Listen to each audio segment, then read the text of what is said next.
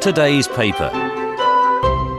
This is Terry Cringle, and today's paper is the Ramsey Courier and Northern Advertiser of Tuesday, January the 25th, 1927. Price, 1 penny.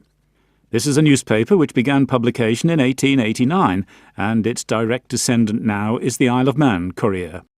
In 1927 it was a bi-weekly, and what I'm looking at is the 4-page midweek issue, which would have been followed by a much more substantial Saturday paper. Once again, adverts on the front page, and they show that the Courier was well supported in advertising terms by Ramsey business people. One ad in particular catches my eye.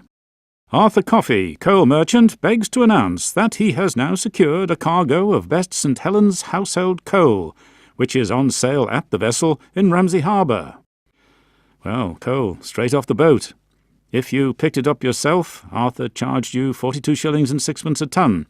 If he had to deliver it anywhere in the town, it was 3 shillings extra.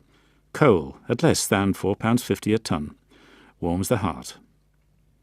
The Ramsey Courier's news gathering was not confined to the north of the island.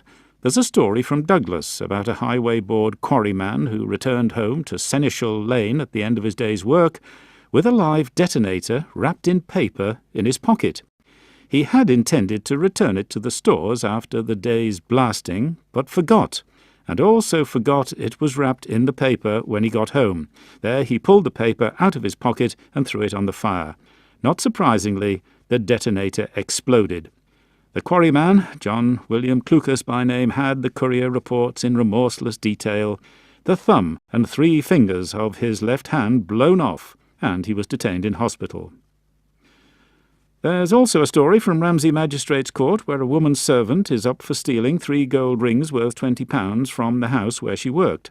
The Courier tells us that her employer is the well-known Ramsey advocate Mr. Charles Banks Nelson. Well known indeed. He was a director of Dumbbells Bank, and he went to prison for his part in its disastrous collapse in 1900. In page 3 we find Football Notes by Punter. Sports reporters in those days always had suitable nom de plume.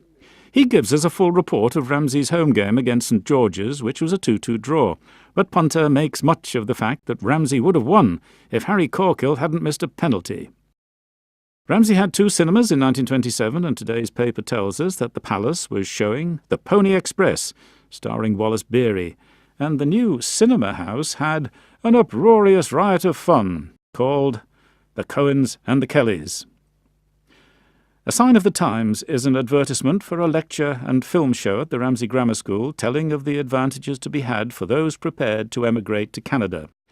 There was a lot of winter unemployment in the island in the 1920s, and emigration was often the only answer for young men and women seeking work and security. The advert says there's guaranteed employment for single farm workers and women ready to do domestic work, and there are free passages to Canada for boys under 17. It being the new year, there are lots of sales advertised, and Manx Products Limited of Circular Road and Castle Street, Douglas, are offering bargains in ladies' underwear, including directoire knickers. Now, with their French overtones, they sound like very naughty knickers indeed, but the ad says they are ladies' heavy, fleecy-lined directoire knickers, full size and gusseted, with elastic at waist and knee. Passion killers, more like. They were on offer at 1 shilling and 9pence halfpenny a pair, less than 10p. Knickers were well down in today's paper, which has been the Ramsey Courier and Northern Advertiser of Tuesday, January the 25th, 1927. Today's paper.